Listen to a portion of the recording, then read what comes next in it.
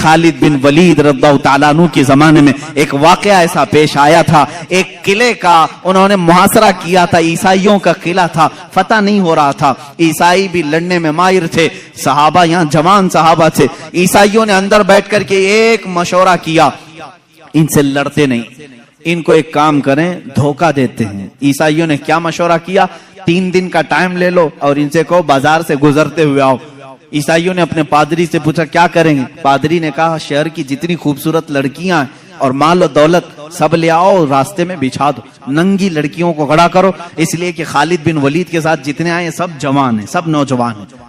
توجہ چاہتا ہوں جوانوں, جن کی نظریں اتنی ہلکی ہیں کہ ہر حسینہ کی طرف نکل جائیں, اٹھ جائیں. یہ مومن کی شان نہیں, ہر چمکتی ہوئی چیز کو دیکھ لے, ہر رنگت والی کو دیکھ لے, یہ مومن کی شان نہیں.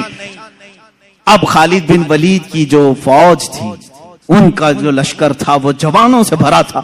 عیسائیوں نے غلیظ منصوبہ بنایا, ناپاک منصوبہ. آج بھی یہی بنا رہے ہیں ہمارے ساتھ, آج بھی بنا رہے ہیں ہمارے جوانوں کو اپنے دام فریب میں کھینچنے کے لیے.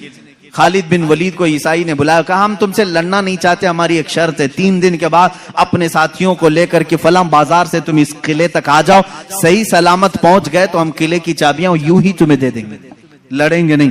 خالد بن ولید منظور کر لیتے ہیں. گئے, 3 دن تک آپ سوچتے رہے اتنی جلدی ہار کیوں مان لیا ہے, ہار کیسے مان گئے, کچھ تو دال میں کھالا ہے. اس کے بعد 3 دن گزر گئے, اپنی فوج کو لے کر وہ جیسی بازار میں آئے, حسیناؤں پر نظر پڑ گئی, آدھے لباس میں, کچھ ننگے لباس, نیچے مال و دولت بچھایا ہوا ہے. یہی 2 چیزیں تو جوان کو خریدتی ہیں, ایک شباب ہے, ایک دولت ہے. حسن و شباب, اس کا دل دادا ہے یا دولت کا دل دادا ہے. جوان انہی 2 چیزوں کے پیچھے اپنا سارا تقوی ختم کرتا ہے, ایمان بیچ ڈالتا ہے. لیکن وہ خالد بن ولید کے جو جوان تھے رک گئے, جہاں تھے وہیں قدم رک گئے. حضرت خالد بن ولید نے پلٹ کر کے کہا, اے جوانوں آج تمہارے امتحان کا دن ہے. جہاد کے میدان میں نہیں کہا امتحان کا دن, کہا یہاں امتحان کا دن ہے.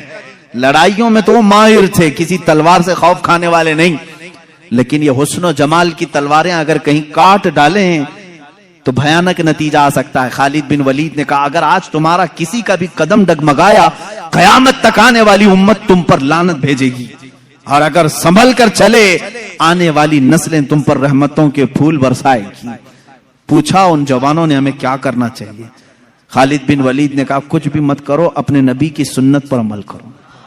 کہا کون سی سنت پر؟ کہا کیا تم نہیں جانتے میرے مصطفیٰ صلی اللہ علیہ وسلم جب بازار میں چلتے تھے تو اپنی نظریں نیچی کر کے چلتے تھے. بس اس سنت پر عمل کر کے چلو, ادھر ادھر نظر نہیں کرنا. بازار میں گزرنے کی یہ سنت ہے جوانوں, ہر ایک کو تاکنا تاڑنا یہ مومن کی شان نہیں. اسی لیے میرے آقا نے فرمایا بازار میں سب سے پہلے منافق داخل ہوتا ہے اور سب سے آخر میں منافق آتا ہے. پورا وقت وہ بازار میں دیتا ہے, مومن تھوڑی دیر کے لیے جاتا ہے, اپنا کام کر کے واپس آ جاتا ہے. اور حضور نے منافق اور مومن کی دونوں شان بیان کی. منافق بازار میں سب سے پہلے جاتا ہے اور سب سے لاسٹ میں نکلتا ہے, اور اس کے اپوزٹ میں فرمایا مومن کہاں جاتا ہے؟ کہا مسجد میں مومن سب سے پہلے جاتا ہے اور سب سے لاسٹ میں نکلتا ہے. منافق یہاں لیٹ سے آتا ہے, جلدی بھاگتا ہے. بہرحال صحابہ کو حضرت خالد بن ولید نے کہا, اب صحابہ کے گزرنے کا انداز جو لکھا ہے تاریخ میں, اللہ اکبر, ایسا گزر رہے تھے کہ اگر ان کے سروں پر اگر انڈا بھی رکھ دیا جاتا تو نہیں گرتا.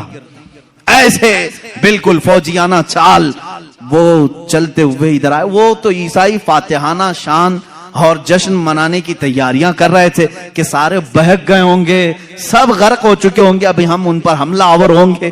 لیکن تھوڑی دیر میں یہ پوری فوج کو صحیح سلامت دیکھا. وعدے کے مطابق اس عیسائی پادری نے چابیاں